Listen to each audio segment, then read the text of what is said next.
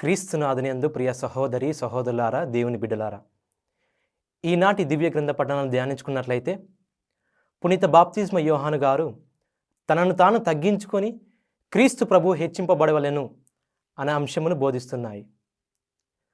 పూర్వ నిబంధనలు చూసుకున్నట్లయితే ప్రవక్తలందరూ కూడా మెస్సయను గూర్చి ప్రవచించడం మాత్రమే చూడవచ్చు. కానీ బాప్తిస్మ యోహాను గారు మెస్సయాను కనులార చూచి ఆ యొక్క మెస్సయాను ప్రపంచానికి బోధించడం చూడవచ్చు.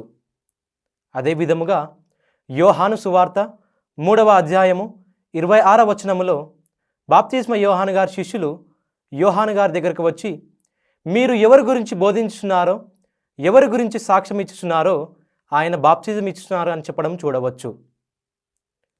బాప్తిస్మ యోహాను గారు ఈ విధంగా సమాధానం ఇస్తున్నారు: పరలోకము నుండి అనుగ్రహింపబడితేనే తప్ప ఈ అనుగ్రహాన్ని ఎవరు పొందలేరు. కనుక నేను మెస్సయను కాను, కానీ ఆయన త్రోవను సిద్ధం చేయుటకు వచ్చి ఉన్నాను అని చెప్పడం యోహాను సువార్త 3వ అధ్యాయము 28వ వచనంలో చూడవచ్చు. అదేవిధముగా యోహాను సువార్త 1వ అధ్యాయము 27వ వచనములో పునీత బాప్తిస్మ యోహాను గారు, నేను ఆ యొక్క క్రీస్తు ప్రభు పాదరక్షలను కూడా విప్పుటకు యోగ్యుడను కాను అని తనను తాను తగ్గించుకొని క్రీస్తు ప్రభువును హెచ్చించడం చూడవచ్చు. ప్రియ సహోదరి సహోదరులారా, దేవుని బిడ్డలారా, దేవుడు మనకు ఒసగిన జ్ఞానమును విజ్ఞానం బట్టి మనం స్వార్థ బుద్ధితో జీవిస్తున్నామా, లేక ఇతరుల శ్రేయస్సు కొరకు జీవిస్తున్నామా అని ఆత్మపరిశీలన చేసుకుందాం.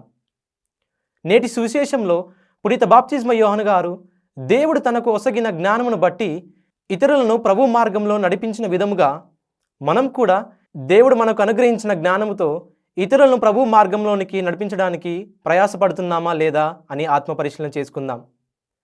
పునీత బాప్తిస్మ యోహాను గారు ఏ విధంగానైతే తగ్గించుకొని క్రీస్తు ప్రభును హెచ్చించున్నారో మనం కూడా తగ్గించుకుని బతుకుదాం. దేవుడు అనుగ్రహించిన సిరి సంపదలు, ఆస్తులు, అంతస్తులు, హోదాలను బట్టి మనం విర్రవీగుతున్నామా, లేక గర్వంతో జీవిస్తున్నామా అని ఆత్మపరిశీలన చేసుకుందాం. లేని ఎడల పునీత బాప్తిస్మ యోహాను గారి వలె దేవుడు మనకు అనుగ్రహించిన సంపదలు, సిరి సంపదలు, ఆస్తులు, అంతస్తులు ఏవున్నా కూడా తగ్గింపు మనసుతో జీవించుదాం. క్రీస్తు ప్రభువుని హెచ్చించుదాం. దేవుని అనుగ్రహాన్ని పొందుదాం.